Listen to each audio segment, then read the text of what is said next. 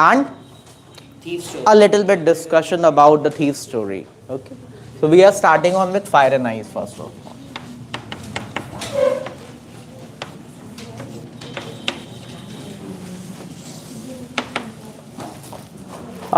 Starting on the, well, the poem is by Robert Frost. And Robert Frost is very famous for displaying his emotions, his messages through the medium of poems. That means there are a lot of things he wants to convey to the world, and all went on through the poems, where the medium was nature. And poets के segregations होते हैं, like कुछ poet romanticists होते हैं. Particularly talking about Robert Frost, he finds his way through nature. That means he believes that there are a lot of solutions of worldly problems that can be found through nature itself. And therefore this poem also deals with a very major and common issues that keep on happening in our world and are designated in the terms fire and ice. Now, moving on, we first need to know that fire and ice does not only mean fire and ice, though we know that what are the literal meaning of fire and ice. We know fire stands for something which gives us the sensation of heat, and ice stands for something that gives us the sensation of cold. And it is all based upon the touch. If you get into the literature portion, there is a figure of a speech that deals with this thing that we call as imagery. And coming to the 5 types of imagery, which is the one that gives you the sense of touch? Which is the one that gives you the tactile imagery? So logically, if we relate to the real examples of life, for example, a hot coffee mug, as soon as you touch it, it gives you that feeling that it's hot. But fire is something more than that. It's not about hot, it's something about more than that. And metaphorically, that was the general meaning of fire and ice. But if we go in a bit deep, metaphorically, fire stands here for desire and ice stands for hatred. Other two meanings that Robert Frost wants to bring through his poem, Fire and Ice, that means either desire or hatred is going to be the cause of destruction. We know the world is going to come to an end a day. In fact, from the Maya ages, the people had been forecasting about that the day will come when the earth is going to end, and what we call it as the doomsday. There have been many movies as well to display the same concept. For example, I remember 2012 a movie was released where the same concept was displayed in the form of a movie that the world is breaking apart, the crust of the earth is breaking upon, and everything is being swallowed inside. So there, the main role was being played by fire. Fire एक main element की तरह act कर रहा था जो पूरे world को end कर रहा था in general. But the poet believes that it's not only fire that has the capability of ending the world can also end by ice. So that's a very general meaning, that either the world is going to end by fire or ice. Now, if we go a bit deep, what is the source of fire? For earth, what is the thing that can burn it up? Of course, the heat that comes from sun.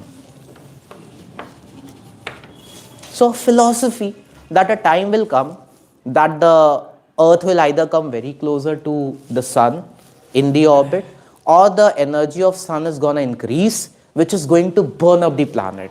Just like the planets that are very close, there is no life present on it. We are at a very calculated distance far away, where there is neither too much heat and neither too much cold, which is a very perfect temperature for the life to survive on. But if this balance somehow gets disturbed, there is a complete chances that the reversal can happen. That means the life can end. And we know from the history as well that Earth once was a frozen planet. Yes. So now comes another concept as well. What do you call that thing? Even ice that age. The ice age. I guess most of you have seen that movie as well, though it was the animated version. Yeah, it was Okay. from Disney. But we know that there was a time when this was in the form of ice age. In fact, your geography teachers might have also taught you that this was one single landmass.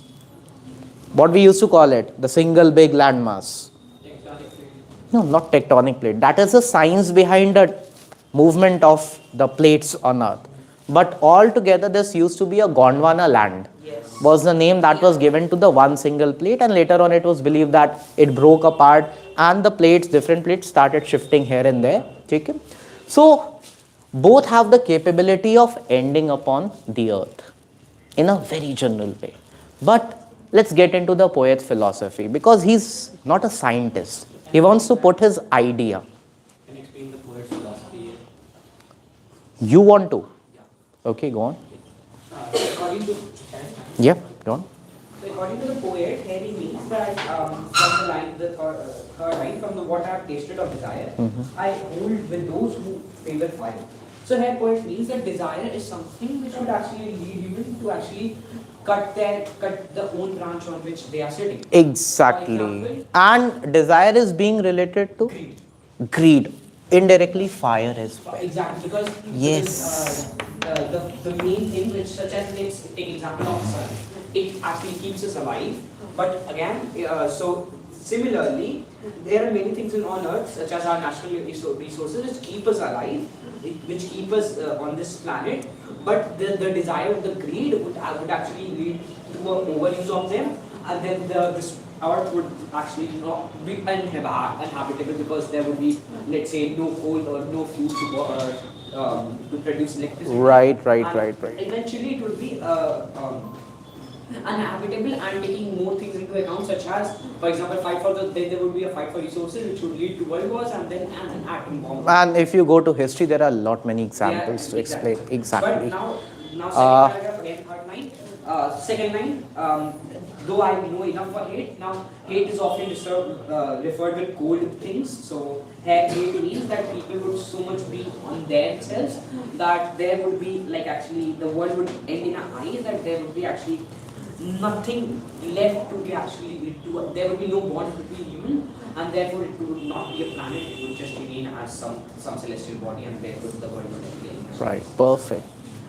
Very nicely explained by him. But fire in general, as he related out, is something that relates to desire. And he was also talking about history. Now if we get into history, and I'll not go far away, I'll just take you to the time of Corona days, when you might have heard about that there was a tussle going on in between India and China. Everybody might be knowing about that, because we know that was the time when we were mostly engaged with the television sets as well, because there was not much to do. So most of the time was occupied on the television sets. We knew that this war, that was a kind of a cold war, which actually took a violent form, was just for a piece of land, a small piece of land that was between India and China. Exactly. And logically, if we talk about that piece of land, it is not fit for anyone's survival over there. The conditions are very tough. The soldiers, they are meant to deal with such kind of situations, so they are able to take charge over there, but that is not fit for anyone's survival, either China or India. But still, they were fighting for a piece of land. Even we were the part of that. Why? Where was it coming from? Desire. The want for more. The want for more. And if you go to the Mughal dynasty and all the history, even the other part, if you talk about the most brutal character, Adolf Hitler, you will get to know most of the things, that desire has a lot capability to end up on the world. छोटे छोटे बड़े examples की क्या जरूरत है? Even if we pick up the small examples, ठीक है? You know how does a thief develops? Yeah. The greed. Desire of Yeah. A small thing जो उसको बचपन में चाहिए था, if he did not get, later on he turns into something that he never even thought of in his childhood days.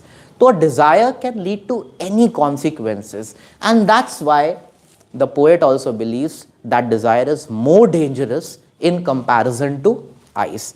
And that's why he even favors the people who say that the earth is going to end by fire. But he at the other point of time also believes that ice, yes, has equal capabilities. Now let's get into the line of the poems. Some say the world will end in fire. Now once we are dealing with the poem, more than the meaning, the other poetic elements and other things are also important to be taken care of. So I hope everybody is good at fetching out a rhyming scheme in a stanza. Yes. What is the rhyming scheme? So, AB. so it's ABA. Catch the words.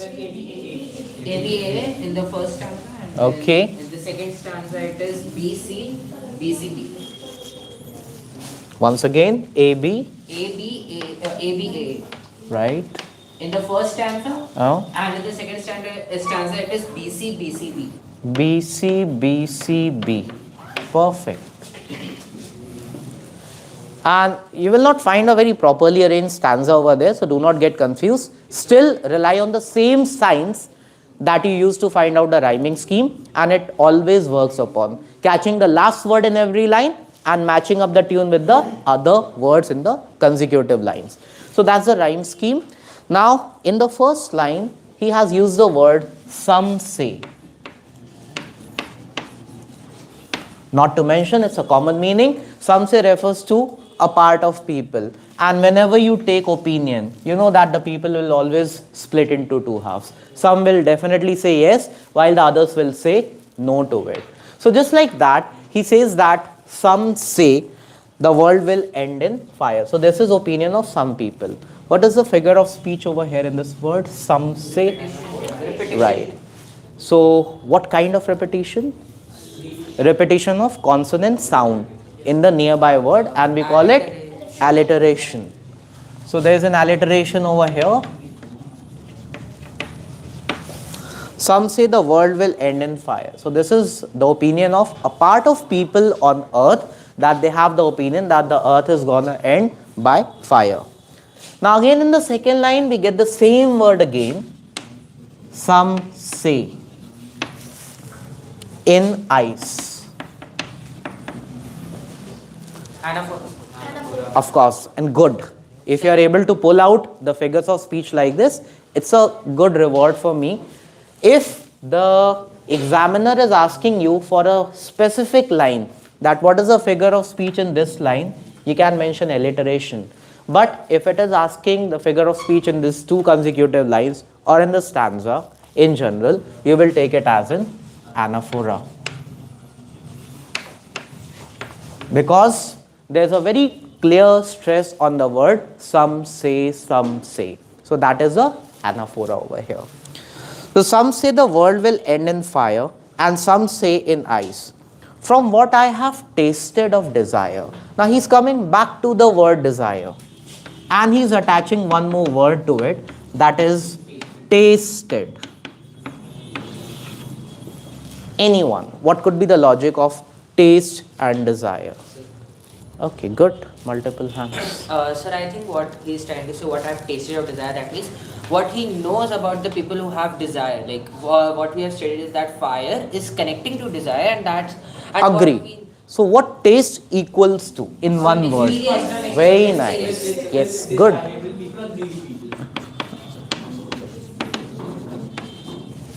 With the word taste, he's actually connecting the word experience. So what I have tasted of desire, that means I have the worldly experience, and I can guarantee that if the destruction will happen, it will happen by fire or desire.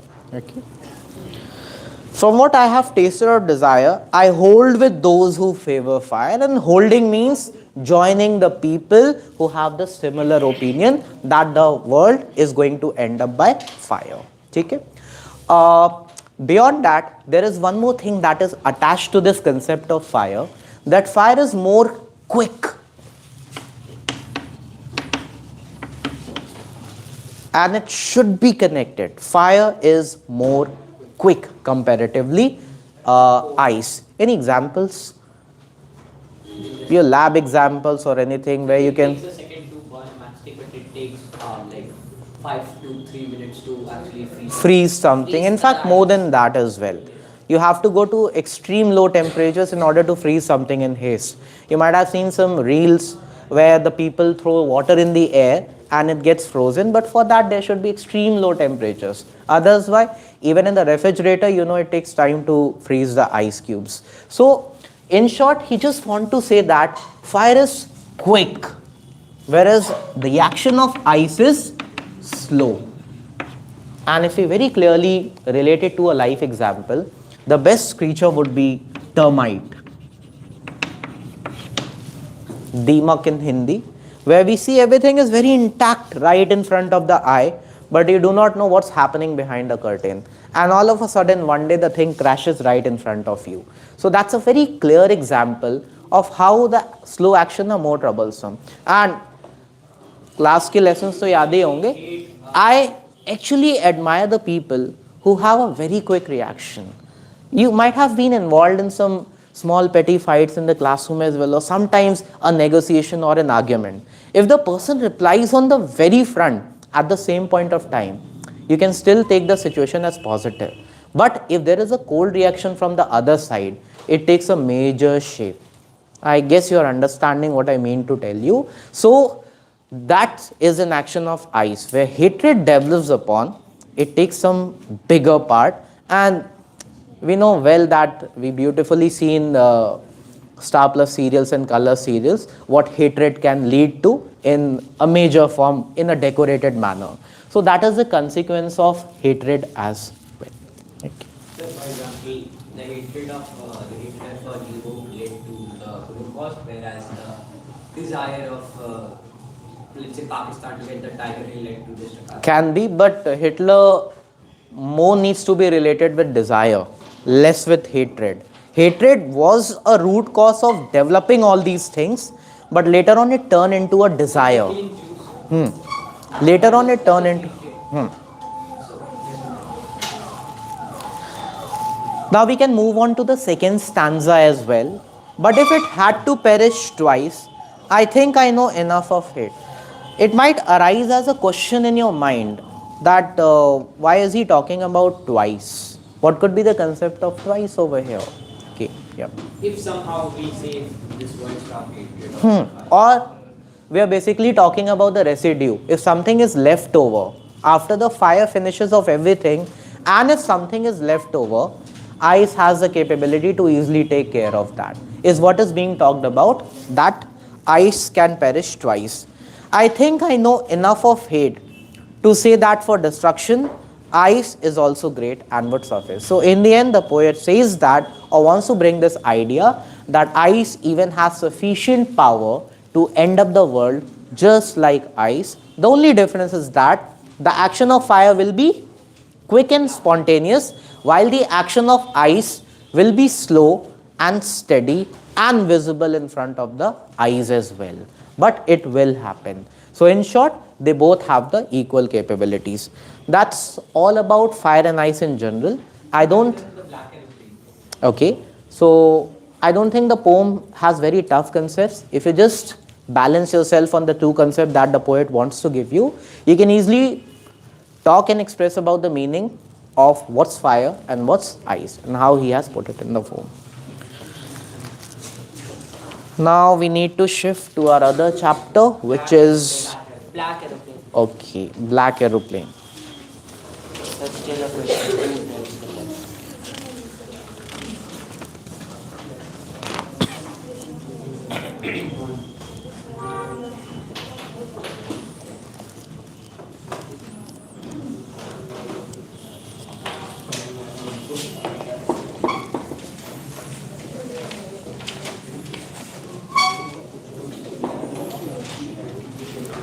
And this book contains two very similar chapters where there is one unit and there are two subsequent chapters inside it. So you have to be careful with it that there might be some sort of parallelism in between them. Okay? You read two stories under this unit. What was the first story? Was about a seagull who learns its first flight. That was first story. Now the second is about a black aeroplane. After we finish off this story, I'll delve this question that you have to find some sort of parallelism, that what was the concept of first part, which gets into the second part as well. That means there should be some similarity, some congruency in between both the chapters that we need to delve out of the summaries. Okay. So moving on to the black aeroplane.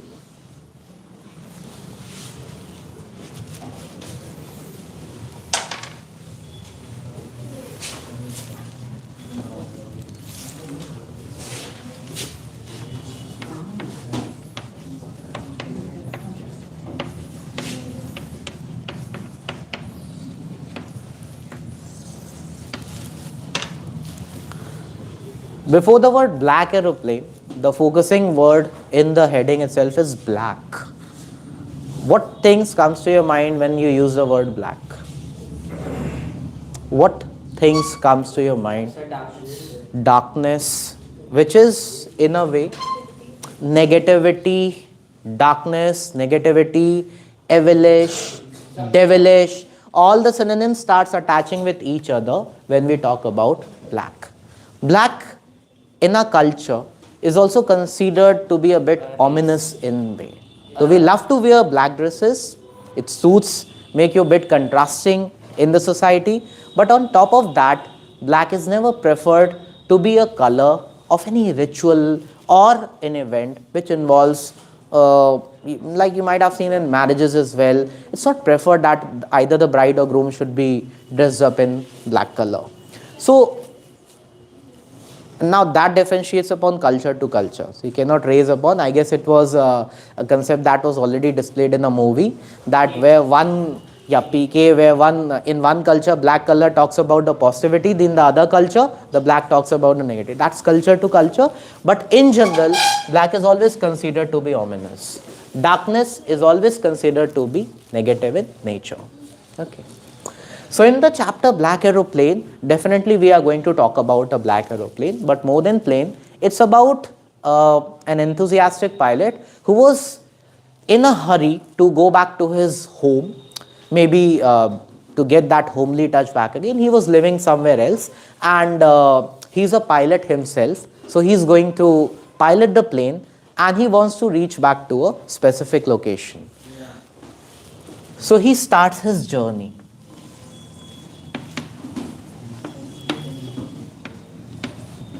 The journey starts from France. And he was heading to England.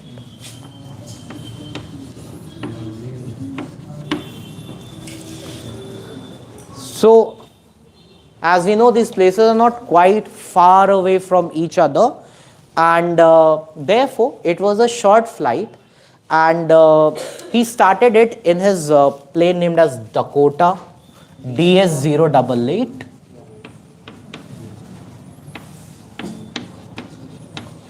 This was a model of the plane. These are old-fashioned plane. They had the propellers had proper fans in it. As you might have seen the older planes, there used to be blade fans in it. Nowadays it is hidden in some form of a canopy, but in the earlier planes the blade used to be visible. So it's that kind of plane, Dakota DS-088. More than that, in order to give a slanting structure to the plane, these planes always used to be like this. Even when they were parked, the front nose was elevated and it always used to stand like that. Later on this concept became like that, and then you saw a little bit of slanting at the edge of the poem, at the tail of the planes. Otherwise it used to be like this only. Okay. So this is a plane and this is the destination where he was heading to. Okay. Everything was well planned out, and he supposed that his flight is going to end soon. He will reach to his destination. But all of a sudden a problem happened. And this is what we need to talk about or address in the chapter. So we need to read a little bit, and then because the starting details matter a lot. You can find a lot of answers from here. Rest, it's just a story. So get into the lines in the starting. The moon was coming up in the east behind me, and the stars were shining in the clear sky above me. There wasn't a cloud in the sky. I was happy to be alone high up above the sleeping countryside. I was flying my old Dakota aeroplane over France back to England. I was dreaming of my holiday and looking forward to being with my family. I looked at watch 1:30 in the morning. So it was quite early to pilot the plane. Though still, as he was very anxious to go back to his house, so curiosity can like take you beyond the time boundation. So he started his flight quite early, right? So he wanted to go back to his home. I should call Paris control soon. Now there is a logic. When you start your flight, you know all the controls and guidelines will be given from the source station from where you are boarding. And the name of the tower is called as Control center. ATC. It's called as air traffic control. So in the beginning, he had a very clear communication with the France air traffic control, and France air traffic control guided with him all the maneuvering details as well. You have to just simply adjust some knobs on the plane and the plane is going to take you over there. So this is what needs to be guided by the ATC. On top of that, they keep on tracking your route while you're flying over. Though it doesn't look easy, but all the planes that are flying in the sky are very clearly tracked by the air traffic control. They know that where which plane is flying, because you know if the paths are intercepted, two planes can collide with each other. So that's the job of ATC. Every pilot who has to take off has to first contact with ATC, and it is a radio communication which gets easily established. That might be the reason why the passengers, as soon as they board the plane, they're supposed to keep their phones on airplane mode, so that these communications cannot get hindered. The communication can smoothly happen. There is an antenna that is at the nose of the plane. If you have seen, this part of the plane contains the antenna which makes all the sort of communication. It's a canopy that can open upon as well. So he made the initial communication with France. Everything was good. If anything would have been bad or the weather was not good, the ATC cancels the flight. But there was no instruction like that. There was a green signal that he can easily take up on the flight. So he also took his plane off into the sky, and This was a passenger plane, like other people were also there. it was a passenger plane, but he was flying alone. Okay. I should call Paris control soon. I thought, looked down the pass nose of the airplane. I saw the lights of a big city front. I switched on the radio and said, Paris control, Dakota DS088, here, can you hear me? I'm on my way to England. The voice from the radio answered me immediately, DS088, I can hear you. You ought to turn 12 degree west now, DS088 over. This is something that relates to the magnetic compass, where you have to set your plane and automatically the route is going to guide you to reach to your destination. So all the maneuvering details were given to the plane, and now the plane was supposed to take a flight. I'll be in for breakfast. I thought a good big English breakfast. Everything was going well. Paris was about 150 kilometers behind. So he has traveled to somewhat over here. And the distance was approximately 150 kilometers that he has already traveled. This much distance was left over. How do we know that he was close to his destination? Because he is very clearly telling that I was on my second fuel tank. So definitely there would be two fuel tanks in the plane. The second would be an instruction that he is now on the reserve. Like in your bikes and vehicles as well, there is a reserve meter. As soon as the fuel is about to end, the indication lights turns on that the fuel is on reserve. So he was also on a limited fuel now and was about to England. Every plane carries an extra fuel, and while the time they have to land, they actually have to dump the fuel outside so that the weight of the aircraft is managed and it's not too much bulky while they land on the ground. So where does that dump the fuel go? In the air, like a shower. So he was on his second fuel tank and everything was very neat and fine, and he had already started visualizing the airstrip that might be a few kilometers away. But something happened. Something wrong happened on his way. I ought to go back to Paris. I thought, but I wanted to get home and I wanted a breakfast. I'll take the risk, I thought, and flew in Old Dakota straight into the storm. That means while on the journey, what he saw, Black storm. a cluster of black clouds that was right ahead him. He knew that there was a risk.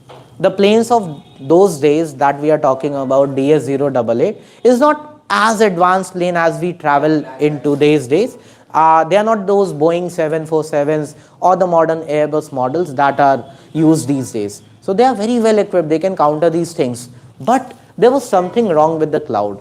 More than the plane, there was something definitely very wrong. And if I would like to relate, I'll take the name of Bermuda Triangle. Many of you know the name of Bermuda Triangle very well. It's a place on earth where even the science fails upon. This place has some sort of weird logic in it, that as soon as the ship, plane or anything enters into the premises of a Bermuda Triangle, it's not any land area only, it's a land plus water area, and any person, it was believed that कि जो भी वहाँ पे जाता था वो कभी return नहीं होता था, वो वहीं पे trap हो जाता था, communications block हो जाते थे, and there used to be a lot of problem, people never return back.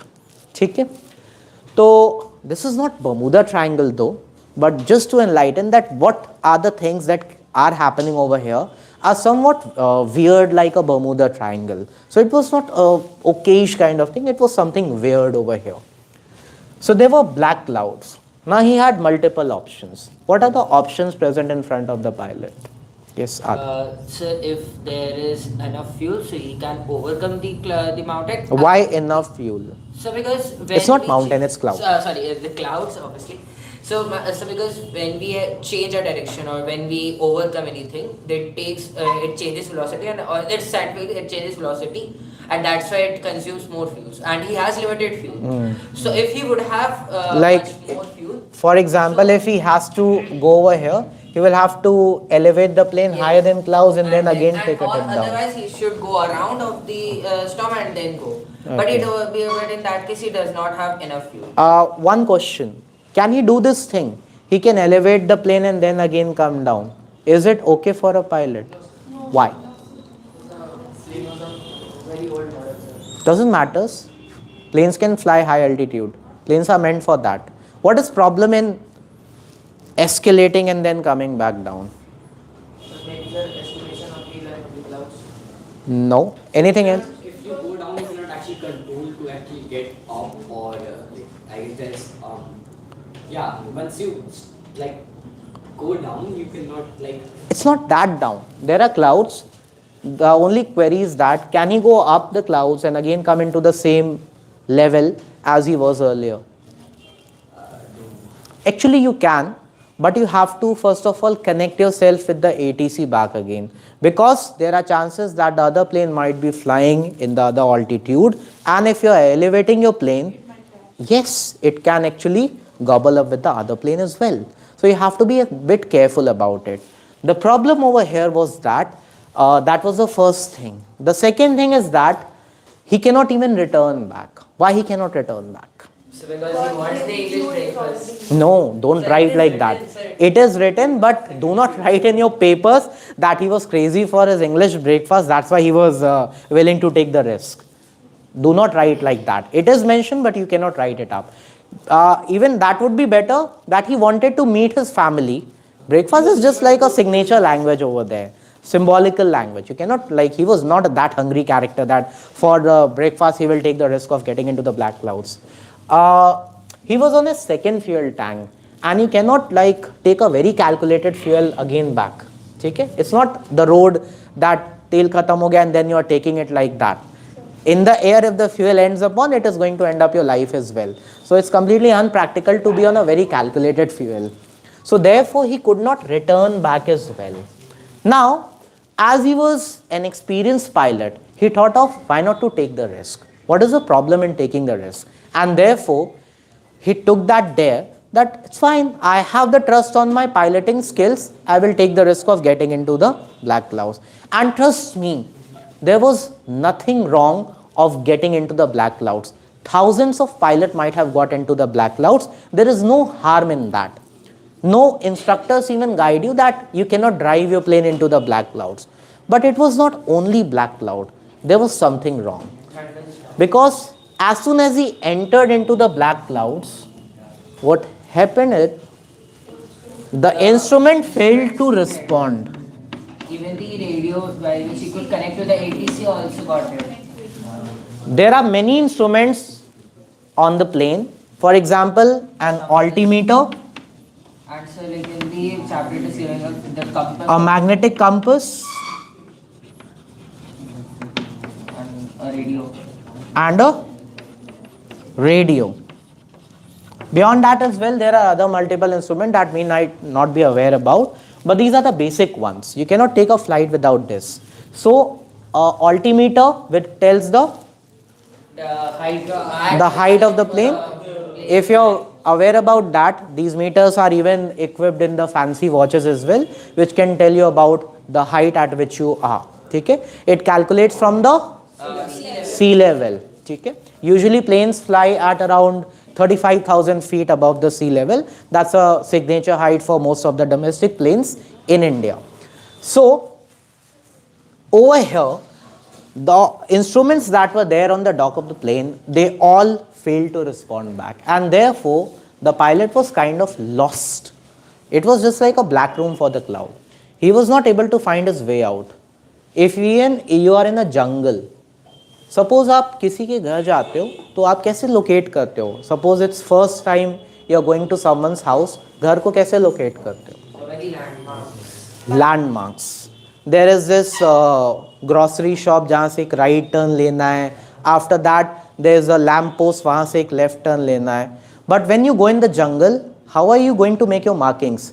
एक green tree से right turn लेना है, फिर next वाले green tree से left turn लेना है, इसके बाद next, yes. It is going to just keep you round and round in the jungle. That's why the people who even go for trekking in the forest, वो अपने साथ एक छोटा सा instrument लेके जाते हैं, magnetic compass. That should at least guide them कि वो सही direction में चल रहे हैं. The direction should be all fine about. So they take that instrument with them. Overall, he was lost. He was not getting any communications, and therefore he was trying to contact, but there was no way out. Finally, at a point of time, he even assumed that this could be the thing that we were talking about in Fire and Ice, that this could be my doomsday, the end of my life.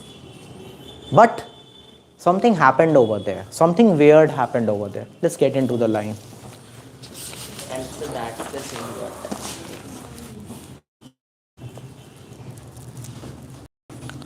There were clouds quite near me. I saw another plane. It had no lights on its wings, but I could see it flying. And that's really strange. In the black clouds, second problem, it was a black plane. How can you spot a black plane in a black cloud? Even if it would have been a white color plane in a black cloud, you could have spotted, oh, that's plane. A black plane in a black cloud is very difficult to spot out. Still, he spotted a plane that was over there. Second thing, he's very clearly saying that there was no light on the plane. Still, he was able to spot it out. And on top of that, he even saw the pilot inside the plane that was waving at him. So that there are some things that actually prove the chapter is completely fictional, and it's very hard for us to believe. But it is just like those Bollywood movies where the heroes jump from the 7th story of the building and they still stand like Shaktiman or Superman, claiming that everything is all right. And But technically it could be explained. can be possible, Like, but for example, the plane is supposed to be, the planes are shiny, where the clouds are dark matte, so there could be a color difference. still you cannot see the pilot sitting inside No, waving. we can. No, he said that it's 1:30 in the morning, so it is very bright, so there would be obviously some. 1:30 in the morning is night. Oh my God. Okay, anyway. How are you calculating the sun's position over there? So this, It's night, dark. but it is Paris, so something related. We will have to check the worldly clock for that thing. But still, 1:30 a.m. is not the time for the sunrise. So it was all dark. Still, he was able to see a plane that was flying parallel to him. The pilot waved at him. And why did the pilot wave at him? To show that. Yeah, I'm here to help you. The second weird question even arises over here. How did the pilot come to know that his instruments are not working? You cannot check from the outside of a plane that a person is lost over. What he can. So these are some questions that are usually asked by the student, that why is it happening in the And so chapter? there is one more thing which will come in the last. The person, the lady in the ATC will say that you were the only plane which I can That was track. flying in the sky. But if everything was dead, Don't how act can like a she- spoiler over. Okay, now let's reach to the end of the chapter. So finally, what happened over is that the plane waved at him, the pilot waved at him, and like a child, he just pursued the plane, and to his surprise, he was able to see the airstrip right in front of him. He safely landed over there, and there's a line that you need to mark upon. It's a very important line. It was there in CBSE paper as well. So I think the last line of this para, or this para. No.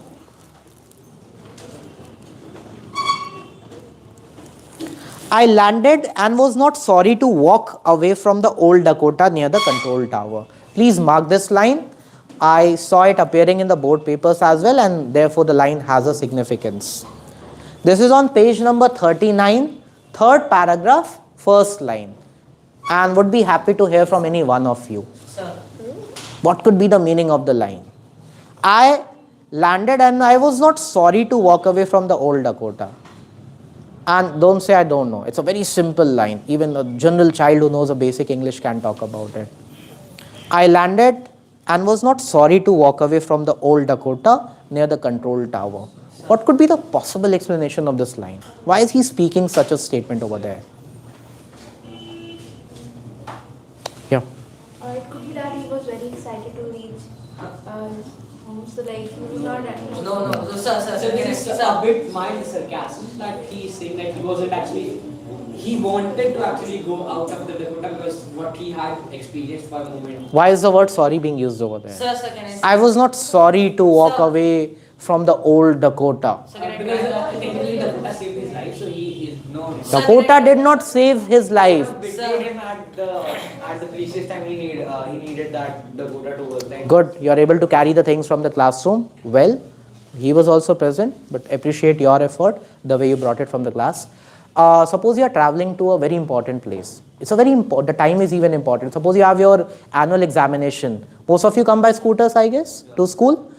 It's the annual examination day. You know the exam starts at the specific time. Even if the child is late, no extra time is given. It's annual examination. And your the scootered vehicle that you were using to come to school failed to cooperate. On the way, the school was 2 kilometers ahead and the scooter malfunctioned over there. It failed to operate further. What you will do, definitely you will try once, twice and all.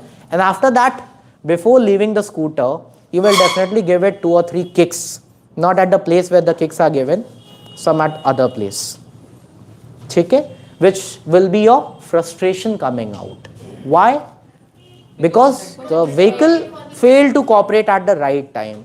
So this was even the pilot's frustration that he took off in a manner, and he says that I did not feel sorry to walk away from the old Dakota. Why? Because the plane actually took him into the trouble. The instruments did not work. There was no support from the plane. That's why he has quoted this line. So do write like that he was not sorry to walk away from the plane because the plane did not support him during the harsh times when he actually needed the support of the plane. It was the other plane that saved him. Finally, to his surprise, when he walks into the tower, the main area where the receptionist was there, and he took a small intimation or a communication from her that which was the other plane that was flying. He wanted to thank the other plane. She, to his surprise, said that, sir, there was no other plane flying in the sky. It was only your plane because the weather was bad, so there was no other plane that was flying in the sky. And the writer abruptly ends the chapter over here. He wants you people to conclude out that what could be the further actions or reactions, but we can easily judge out that this is all a mere fiction, and the second plane that he saw can be his imagination. Can only be the imagination. Clear? So, because he didn't change any direction. Suppose if the black airplane changed the direction not to straight, if changed his direction to right. So he didn't do that. So that means he knew that he has to move forward. Exactly.